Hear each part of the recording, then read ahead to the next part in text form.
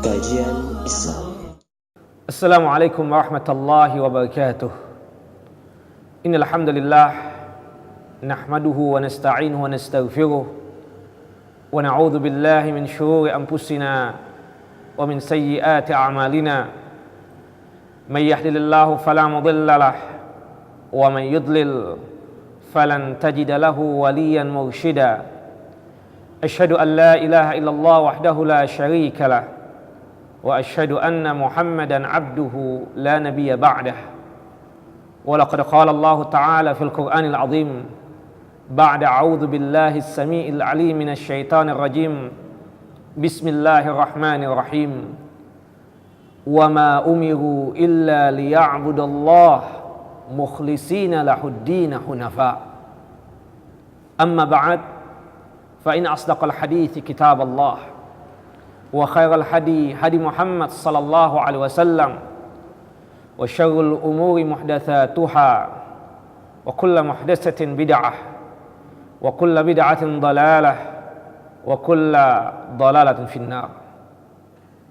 Ikhwani wa akhawati fid din, a'azakumullah, para pemirsa TV Wisal yang dirahmati oleh Allah Subhanahu wa taala. Diutusnya para nabi, diutusnya para rasul ke muka bumi ini tidak lain menyampaikan satu dakwah yang sangat luar biasa, yang dimana dakwah yang pertama kali yang diterapkan oleh mereka adalah masalah mentauhidkan Allah Subhanahu wa taala. Allah Subhanahu wa taala berfirman di dalam surah An-Nahl ayat 36, walaqad ba'atsna fi kulli ummatin rasula an i'budullaha wajtanibut taghut. Dan tidaklah diutus di setiap umat dan tidaklah diutus di setiap bangsa seorang rasul, seorang nabi, kecuali mereka tersebut menyampaikan, wahai umatku, wahai manusia, beribadahlah kalian hanya kepada Allah Subhanahu wa taala. Sembahlah Allah Subhanahu wa taala dan jauhilah segala bentuk kesyirikan, hal-hal yang menyekutukan Allah Subhanahu wa taala.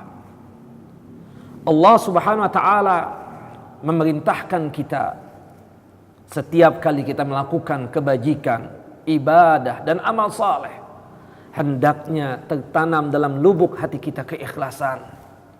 Kita niatkan setiap kali kita beribadah, setiap kali kita beramal, hanyalah untuk Allah Subhanahu wa taala. Allah Subhanahu wa taala berfirman dalam surah Al-Bayyinah ayat yang kelima, wa ma umiru illa liya'budallaha mukhlishina lahud-din hunafa.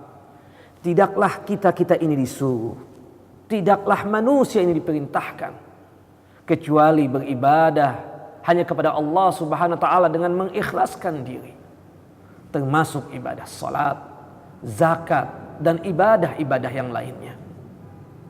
Bahkan setiap kali kita sholat, habis takbiratul ihram, kita selalu mengakui innas salati wa nusuki wa mahyaya wa mamati lillahi rabbil alamin la syarika lah wa bidzalika umirtu.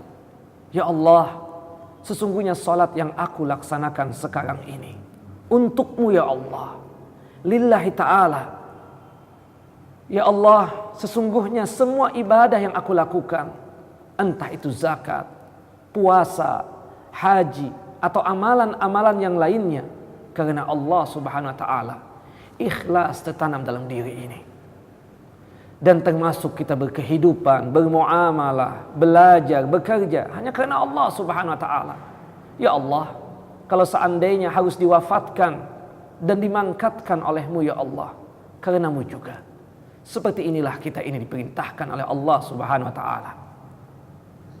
Lawan daripada ikhlas, asyirku, menyekutukan Allah Subhanahu wa taala. Syirik itu ada dua.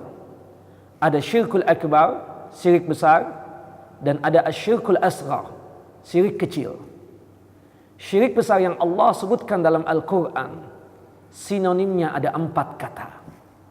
Yang pertama, Allah Subhanahu wa taala dengan menyebutkan kata-kata alihah, ilah-ilah atau Tuhan-Tuhan. Ketika seseorang menyembah selain Allah Subhanahu wa taala apapun yang dia sembah, entah menyembah pohon, menyembah batu, atau menyembah yang lainnya selain Allah Subhanahu wa taala, berarti dia tersebut telah jatuh ke dalam kesyirikan, dan syirik yang dia lakukan adalah syirik besar.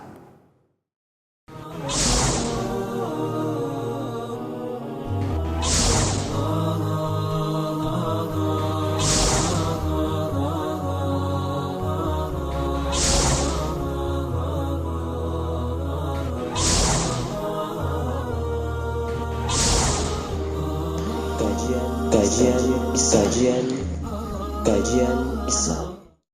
Syirik besar yang Allah sebutkan dalam Al-Quran, sinonimnya ada 4 kata. Yang pertama, Allah Subhanahu wa taala dengan menyebutkan kata-kata alihah, ilah-ilah atau Tuhan-Tuhan. Ketika seseorang menyembah selain Allah Subhanahu wa taala apapun yang dia sembah, entah menyembah pohon, menyembah batu, atau menyembah yang lainnya selain Allah Subhanahu wa taala, berarti dia tersebut telah jatuh ke dalam kesyirikan, dan syirik yang dia lakukan adalah syirik besar.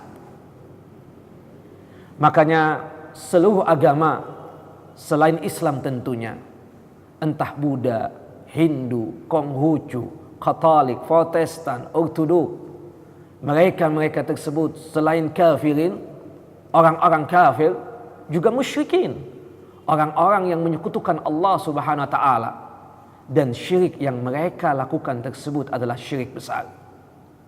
Makanya kata Abdullah ibnu Abbas radhiyallahu anhuma pernah mengasihkan statementnya, pernyataannya, ya, ma ara rajulan asyraku billah minal yahud wan nasara.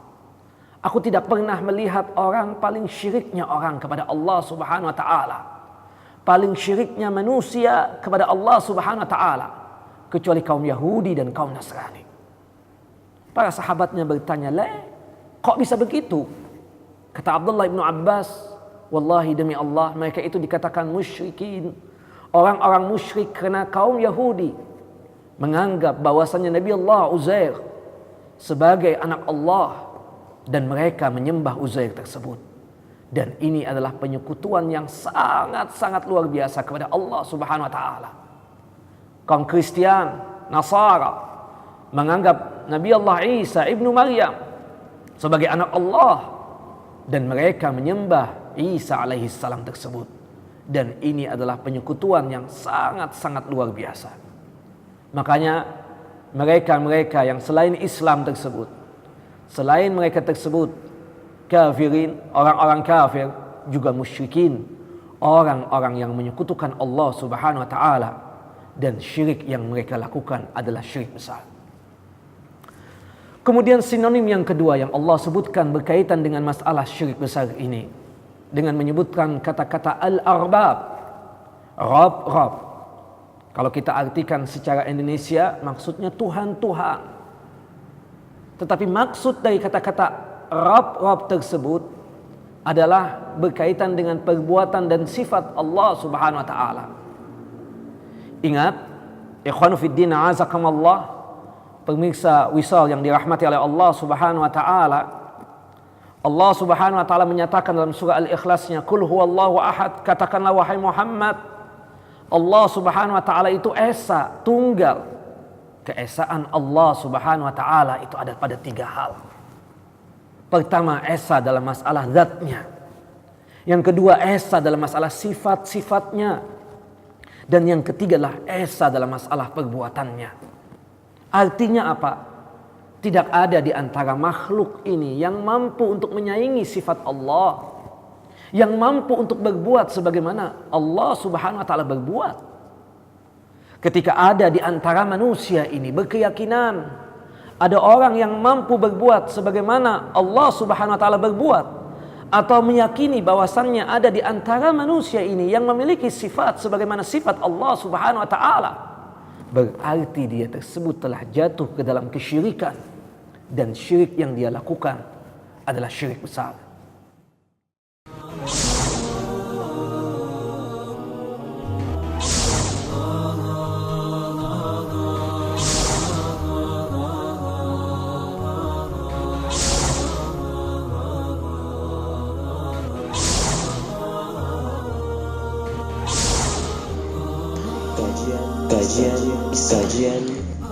Kajian Islam. Makanya ketika terjadi perdebatan ya seorang Nabi Allah Ibrahim alaihissalam dengan Namrud, raja yang zalim, raja yang mengaku dirinya sebagai Tuhan, sebagai ilah. Namrud dengan kesalnya bertanya kepada Nabi Allah Ibrahim alaihissalam, "Ya Ibrahim, siapa sih Tuhan yang kamu elu-elukan itu? Siapa sih Tuhan yang kamu agung-agungkan itu? Aku ingin tahu." Kata Nabi Allah Ibrahim alaihissalam dengan santunnya menjawab, "Rabbiyalladzi yuhyi wa yumit." Tuhanku itu Tuhan yang mampu untuk menghidupkan sekaligus juga mampu untuk mematikan. Kemudian Namrud dengan sombongnya berucap dan berkata kepada Nabi Allah Ibrahim alaihissalam, "Uhyi wa umit."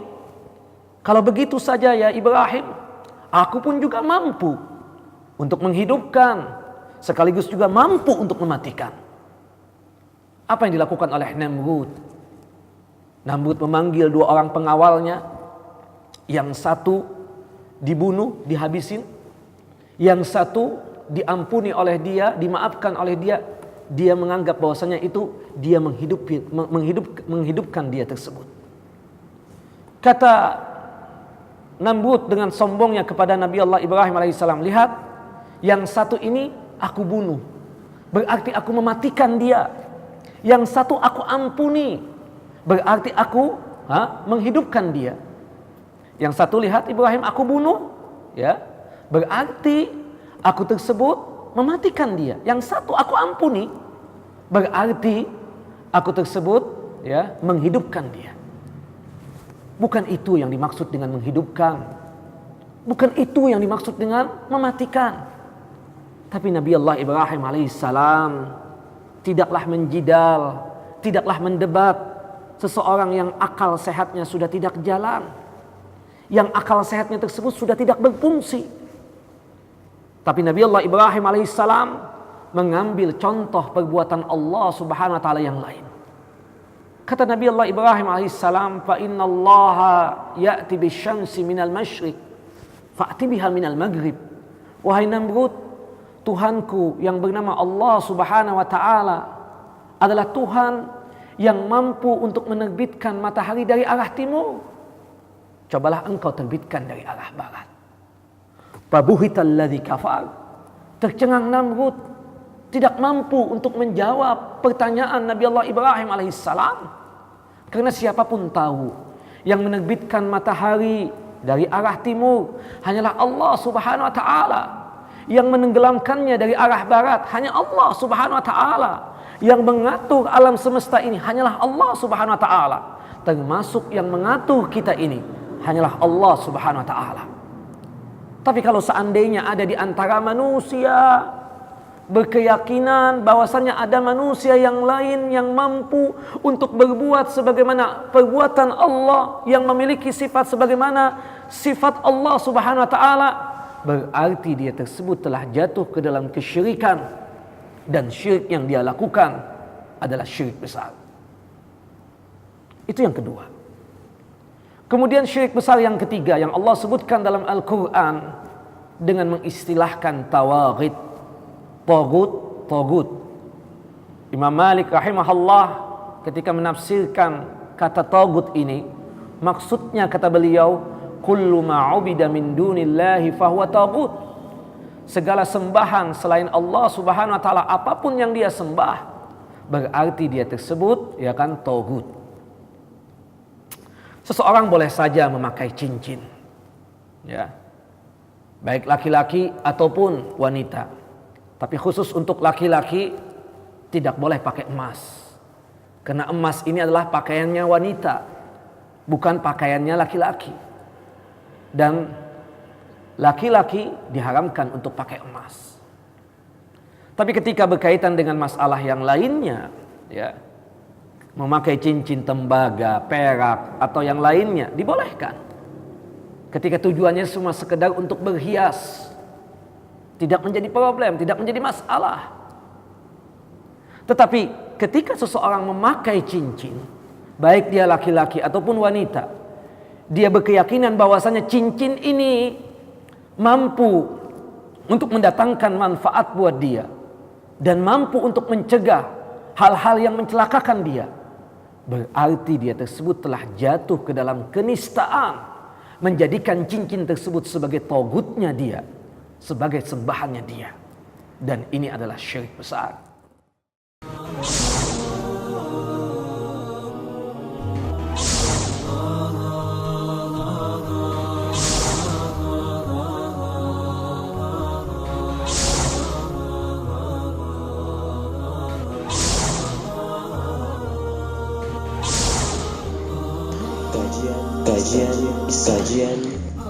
Kajian Islam.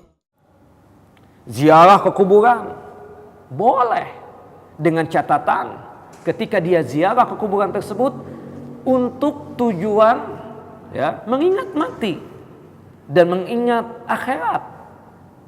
Tapi ketika seseorang datang ke kuburan dalam rangka mencari wangsit atau bertawassul dengan ahli kubur, maka dia tersebut menjadikan kuburan tersebut sebagai tauhidnya dia dan sebagai sembahannya dia.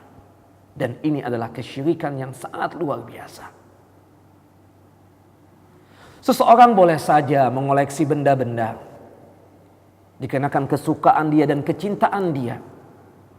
Entah itu keris, pisau, pedang, tombak, mandau, atau yang lainnya, untuk menghiasi rumah dia misalnya. Tetapi ketika dia meletakkan keris tersebut di depan pintu rumahnya, kemudian meletakkan tombak di halamannya, kemudian kita tanya, buat apa engkau meletakkan tombak ini di depan halaman rumah kamu? Meletakkan keris ini di depan pintu rumah kamu? Dia mengatakan bahwasannya dengan aku meletakkan keris ini di depan pintu rumahku dan tombak ini di halaman rumahku, maka ini mampu untuk mencegah mara bahaya agar jangan sampai masuk ke dalam rumahku. Ketika dia tersebut melakukan yang demikian dan berkeyakinan demikian, maka dia tersebut menjadikan keris dan tombak tersebut sebagai tauhidnya dia dan sebagai sembahannya dia. Dan ini adalah kesyirikan yang sangat-sangat luar biasa. Nah, ini yang dimaksudkan dari firman Allah Subhanahu wa taala, "Wa laqad ba'atsna fi kulli ummatin rasula an ya'budullaha wajtanibut taghut." Hindari segala bentuk penyembahan terhadap taghut. Salah satunya adalah berkaitan dengan orang yang suka mengagungkan benda-benda yang menganggap bahwasannya benda-benda tersebut mampu untuk mendatangkan manfaat dan mampu untuk mencegah mara bahaya.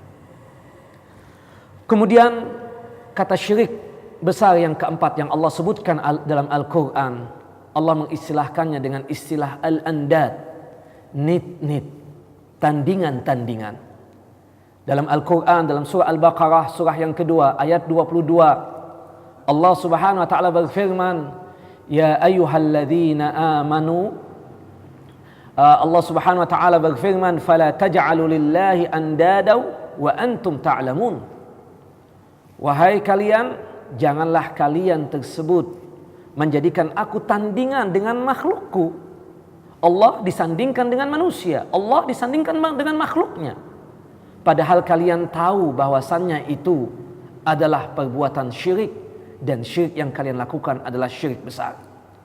Makanya ikhwanu fiddin azakumullah, pemirsa TV Wisal yang dirahmati oleh Allah Subhanahu wa taala, kenapa orang yang datang ke dukun atau datang kepada paranormal disebut musyrik? Karena pada saat dia tersebut datang ke dukun, pada saat datang kepada paranormal, bertanya ini dan itu tentang nasib dia, tentang keadaan dia, tentang kondisi dia, jodoh, jabatan, dan yang lainnya, maka pada saat itu seakan-akan dukun itu disandingkan dengan Allah Subhanahu wa ta'ala. Bahkan menyamakan dukun tersebut dengan Allah Subhanahu wa ta'ala. Yang tahu tentang masalah ilmu ghaib hanyalah Allah Subhanahu wa ta'ala. Yang tahu tentang rizkinya seseorang hanyalah Allah Subhanahu wa ta'ala. Yang tahu tentang hidupnya seseorang hanyalah Allah Subhanahu wa ta'ala. Ketika dia datang kepada dukun bertanya tentang nasib dia, tentang keadaan dia, berarti dia tersebut sama saja menjadikan dukun tersebut sama seperti Allah Subhanahu wa ta'ala. Makanya Nabi SAW dalam satu hadis yang sahih menerangkan kepada kita, Man atakahinan au arrafan fasaddaqa bima yaqul faqad kafar bima unzil ala Muhammad sallallahu alaihi wasallam. Barang siapa yang suka datang kepada dukun, suka datang kepada paranormal, bertanya ini dan itu tentang nasib dia, tentang keadaan dia, tentang jodoh dia, tentang jabatan dia, tentang rizki dia, dan dia yakin dengan apa yang dipatwakan oleh dukun tersebut, dia laksanakan apa yang diperintahkan oleh dukun tersebut, meskipun tidak masuk di akal pikirannya. Disuruh untuk mandi di comberan, dia mandi di comberan. Disuruh untuk menyembelih ayam hitam di tengah malam, dia laksanakan. Disuruh untuk berpuasa 3 hari 3 malam tanpa berbuka, dia laksanakan. Padahal itu tidak masuk di akal pikiran dia. Tapi dikarenakan dia tersebut menyamakan dukun tersebut dengan Allah Subhanahu wa taala, maka dia laksanakan semua yang tidak masuk di akal pikiran dia tersebut.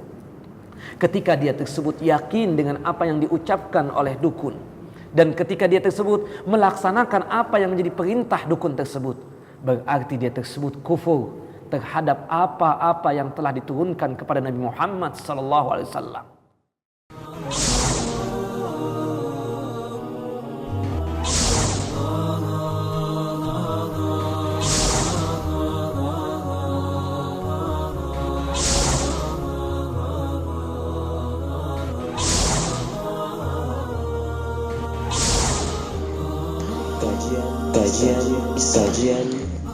Kajian Islam. Ya, boleh jadi ya seseorang yang menyampaikan tentang perdukunan dan peramalan tersebut, seseorang yang dianggap ya orang yang baik di dunianya, tapi ketika yang disampaikan tersebut perdukunan dan peramalan, maka haram kita untuk percaya kepadanya. Boleh jadi dia tersebut menggunakan pakaian-pakaian keislaman, pakai gamis, pakai surban, tetapi ketika yang disampaikan tersebut adalah perdukunan dan peramalan, maka haram kita untuk percaya kepadanya. Dikarenakan apa? Ketika seseorang percaya dengan dukun, percaya dengan paranormal dan peramal-peramal yang lainnya, maka pada saat itu dia telah menyekutukan Allah Subhanahu wa taala, dan syirik yang dilakukan adalah syirik besar. Wal iyadu billah. Berkaitan dengan masalah syirik besar ini, Allah Subhanahu wa taala mengingatkan kepada kita semua, jangan sampai melakukan perbuatan syirik ini. Karena perbuatan syirik ini dosa yang paling dibenci oleh Allah Subhanahu wa taala. Ketika seseorang melakukan syirik ketika masih hidup sekarang ini, sedikit saja perbuatan syirik besar yang dia lakukan, maka seluruh amal soleh yang dia pernah kerjakan, seluruh perbuatan kebajikan yang pernah dia amalkan, rontok, gugur, tidak ada nilai pahalanya, tidak ada nilai hasanahnya. Kata Allah Subhanahu wa taala, la in asyrakta la yahbatanna 'amaluk. Sedikit saja engkau berbuat syirik, berkaitan dengan syirik besar tentunya, maka seluruh amal saleh yang pernah engkau kerjakan, dari engkau pertama kali balik sampai sekarang ini menjadi orang tua, maka seluruhnya tidak ada nilainya di sisi Allah Subhanahu wa taala. Allah tidak mengganjarnya dengan pahala. Percuma seseorang melaksanakan ibadah salat kalau seandainya dia masih suka datang ke kuburan mencari wangsit. Percuma dia tersebut menunaikan ibadah zakat kalau seandainya dia masih suka mengkeramatkan benda-benda yang dianggap bisa mendatangkan manfaat dan bisa mencegah mara bahaya. Percuma dia tersebut melaksanakan ibadah apapun kalau seandainya dia tersebut masih suka datang kepada dukun, masih suka datang kepada paranormal, bertanya ini dan itu tentang nasib dia, tentang keadaan dia. Dan Allah Subhanahu wa taala tidaklah menerima amalan-amalan kebajikan dia, dan dipastikan orang yang masih berbuat syirik tersebut gugur seluruh amal solehnya, dan dipastikan dia tersebut melakukan dosa besar.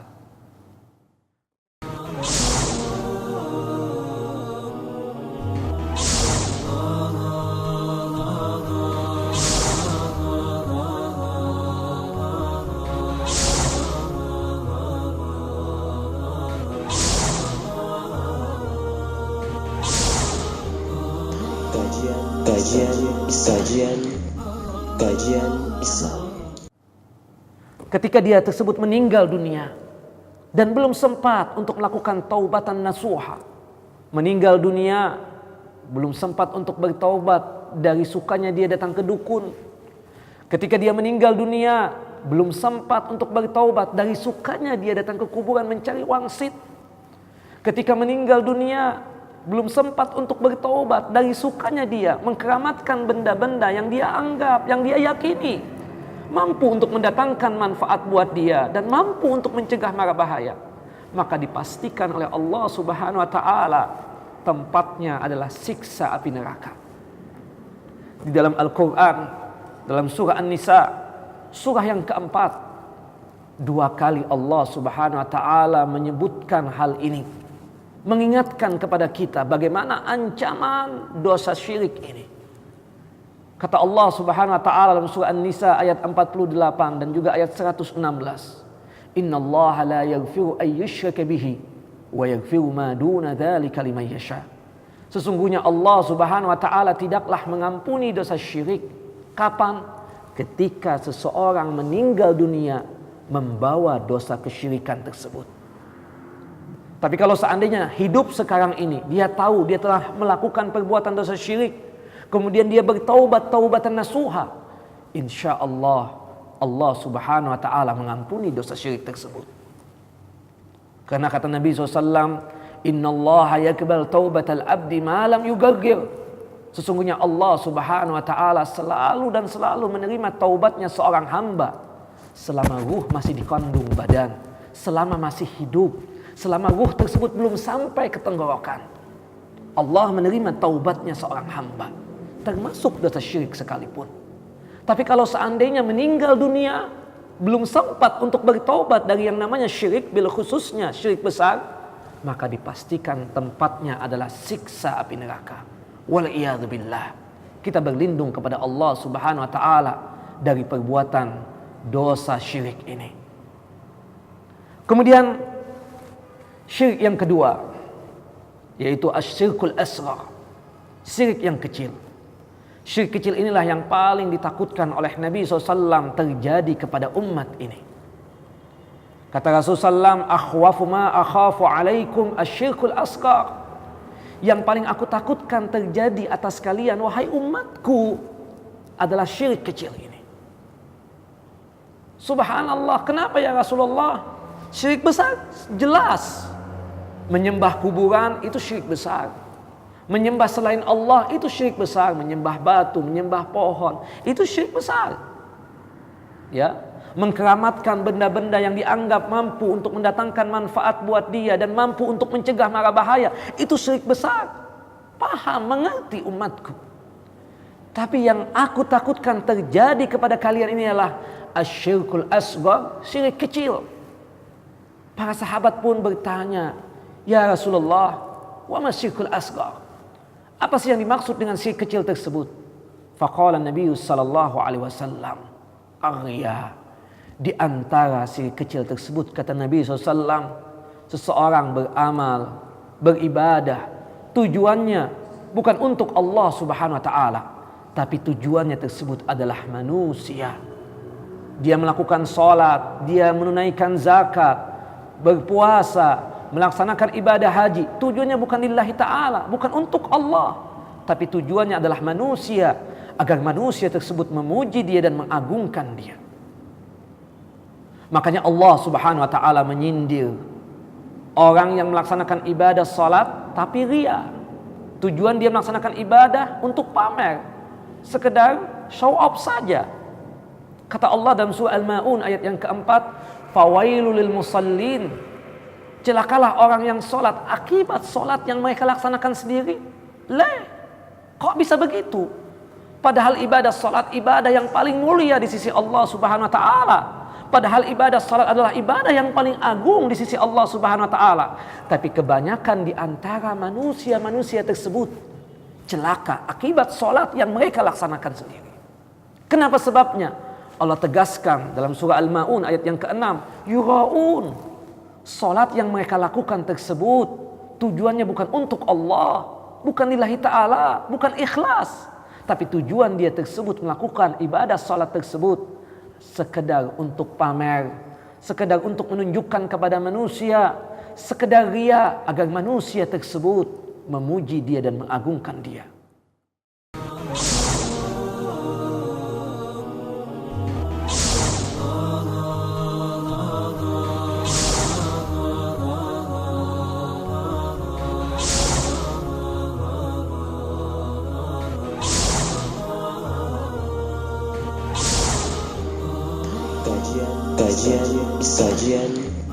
Kajian Islam. Dan kalau toh mereka itu salat sekedar untuk menunjukkan kepada manusia bahwasanya mereka itu salat, tujuan mereka melaksanakan ibadah salat agar manusia tersebut memuji dia dan mengagungkan dia, sama sekali tidak terbetik di pikiran dan hati mereka bahwasanya salat yang mereka lakukan tersebut untuk Allah Subhanahu wa taala. Dan hati-hatilah dengan penyakit riya ini. Allahu Akbar. Nanti di padang mahsyar termasuk orang-orang yang pertama kali diadili oleh Allah Subhanahu wa taala adalah orang-orang yang ketika beribadahnya, beramalnya ketika di dunia dengan riya. Dibangkitkan seseorang yang subhanallah seperti berjihad di jalan Allah, membela Islam, mengagungkan Islam. Allah bertanya, "Untuk apa engkau berjihad tersebut?" Kata orang tersebut di hadapan Allah, "Masih berbohong." "Fika ya Allah." Untukmu ya Allah, di jalanmu ya Allah. Kata Allah Subhanahu wa taala, "Kadzabta." Bohong engkau. Engkau melakukan jihad ini bukan untukku. Engkau membela Islam ini bukan lillahi ta'ala, bukan ikhlas. Tapi engkau melakukan jihad ini, pembelaan terhadap Islam ini, liyuqala annaka jari. Agar manusia semua menyebut engkau sebagai seorang yang pemberani, pahlawan, mengagungkan Islam. Kamu dapatkan pujian-pujian manusia tersebut ketika kamu hidup di dunia. Tapi untuk hari ini kata Allah Subhanahu wa taala, aku pastikan tempat kamu adalah siksa api neraka. Dikarenakan ibadah yang engkau lakukan adalah dikarenakan riya, pamer kepada manusia. Bukan untukku, bukan ikhlas. Dibangkitkan seseorang yang seakan-akan subhanallah ketika di dunianya suka membantu orang lain, bersedekah, berinfak, mengasihkan hadiah. Allah Subhanahu wa taala bertanya kepada orang tersebut, "Untuk apa engkau bersedekah? Untuk apa engkau membantu orang lain? Untuk apa?" Kata orang tersebut, "Fika ya Allah, di jalanmu ya Allah, karenamu ya Allah, lillahi ta'ala aku melakukan itu semua." Kata Allah Subhanahu wa taala, "Kadzabta." Bohong engkau. Engkau melakukan tersebut bukan untukku, bukan lillahi ta'ala. Tapi engkau melakukan itu semua liyuqala annaka jawad. Agar manusia semua menyebut engkau sebagai seseorang yang dermawan, muhsinin, suka membantu orang. Pujian manusia engkau dapatkan ketika kamu hidup di dunia. Tapi untuk hari ini dikenakan sedekah kamu, infak kamu, bukan karena Allah, bukan lillahi ta'ala, bukan ikhlas, tapi karena riya. Maka aku putuskan engkau ini masuk dalam siksa api neraka. Wal'iyadzubillah. Dibangkitkan seseorang yang Masya Allah merdu suaranya, bagus suaranya ketika mengaji, ketika menjadi imam, membacakan ayat-ayat Allah Subhanahu wa taala, membaca Al-Qur'anul Karim. Allah Subhanahu wa taala bertanya, "Untuk apa engkau membaca Al-Qur'an? Untuk apa engkau menjadi imam?" Orang tersebut menjawab, "Fika ya Allah, di jalanmu ya Allah, karenamu ya Allah, untukmu ya Allah." Kata Allah Subhanahu wa taala, "Kadzabta." Bohong engkau. Engkau membaca Al-Quran bukan untuk tujuanku, bukan ikhlas, bukan lillahi ta'ala. Engkau menjadi imam bukan untuk tujuanku, bukan lillahi ta'ala. Tapi engkau membaca Al-Quran tersebut liyuqal annaka qari'. Agar manusia yang mendengar bacaan engkau ya mengatakan bahwasanya engkau ahli dalam masalah bacaan Al-Quran. Bagus suara kamu seperti fulan dan fulan. Kamu dapatkan pujian-pujian tersebut ketika kamu hidup di dunia. Tapi untuk hari ini, kata Allah Subhanahu wa taala, Allah memutuskan dia tersebut masuk dalam siksa api neraka. Wal'iyadzubillah. Kenapa? Karena dia telah melakukan perbuatan syirik kecil, yaitu riya. Hati-hati dengan penyakit riya ini. Wallahi ikhwanu fiddin azakumullah. Penyakit riya ini tidak hanya sekedar kita yang awam saja bisa terkena. Bahkan kita yang dianggap ustaz, kita yang dianggap kiai, kita yang dianggap ulama bisa terkena penyakit riya ini. Maka tuluskanlah niat kita ketika kita beribadah, ketika kita beramal saleh, apapun bentuk ibadahnya, hanyalah karena Allah Subhanahu wa taala. Jadikanlah patokan kita di dalam masalah beribadah ini karena Allah Subhanahu wa taala. Dan hati-hati dengan pujian manusia, karena pujian manusia bisa mendatangkan kecelakaan buat kita, bisa mendatangkan mara bahaya buat kita. Kenapa? Jangan-jangan nanti ibadah yang kita lakukan, sholat yang kita laksanakan, sedekah yang kita laksanakan, infak yang kita lakukan, atau ibadah-ibadah yang lainnya, bukan karena Allah Subhanahu wa ta'ala, tapi dikarenakan pujian-pujian manusia tersebut. Nah, ini berkaitan dengan masalah syirik kecil. Dan mudah-mudahan Allah Subhanahu wa ta'ala selalu menjaga diri kita dari perbuatan syirik ini, baik itu syirik besar ataupun syirik kecil. Dan kita ini selalu memohon, meminta kepada Allah Subhanahu wa ta'ala, terutama dalam ibadah kita, selalu mengikhlaskan diri, selalu mentauhidkan Allah Subhanahu wa ta'ala sampai kita meninggal dunia. Dan jadikanlah ucapan tauhid, ya, ucapan tauhid, kalimat tauhid la ilaha illallah tersebut sebagai ucapan yang terakhir yang kita ucapkan sebelum kita meninggal dunia. Dengan itu harapan kita, semoga kita ini menjadi wafatnya, meninggalnya, mangkatnya dalam kondisi husnul khotimah. Ikhwanu fiddin, azakumullah, pemirsa Wisal yang dirahmati oleh Allah Subhanahu wa ta'ala, tauhidkanlah Allah, esakanlah Allah dalam masalah ibadah, ikhlaskan diri dalam setiap ibadah, dan hindarkanlah diri kalian dari bentuk-bentuk kesyirikan, baik itu syirik besar ataupun syirik kecil. Bagi ikhwan, bagi saudaraku yang pernah melakukan perbuatan syirik, ya, bertaubatlah kepada Allah Subhanahu wa ta'ala dengan taubatan nasuha, betul-betul ikhlas ketika bertaubat, dan betul-betul ada rasa penyesalan kenapa saya harus melakukan perbuatan syirik ini, dan betul-betul punya azam, keinginan keras untuk selalu mentauhidkan Allah Subhanahu wa ta'ala dan menjauhkan diri daripada perbuatan syirik. Penutup dengan doa Rasulullah SAW, bagaimana kita ini harusnya dan wajibnya berlindung dari perbuatan syirik, baik itu syirik besar ataupun syirik kecil, baik itu syirik yang kita tahu itu syirik, syirik yang nampak, ataupun syirik yang samar-samar. Dengan kita selalu berdoa dan memohon kepada Allah Subhanahu wa ta'ala, mudah-mudahan kita ini terhindar daripada perbuatan syirik. Allahumma inni a'udzubika an usyrika bika wa ana a'lam wa astaghfiruka lima la a'lamu. Ya Allah, sesungguhnya aku berlindung kepadamu ya Allah dari perbuatan syirik yang aku tahu itu perbuatan syirik. Ya Allah, aku memohon ampunan kepada Engkau ya Allah, memohon maaf kepada Engkau ya Allah dari perbuatan syirik yang aku tidak tahu itu perbuatan syirik. Walafu minkum subhanakallahumma wa bihamdika asyhadu an la ilaha illa anta astaghfiruka wa atubu ilaik. Wassalamu alaikum warahmatullahi wabarakatuh.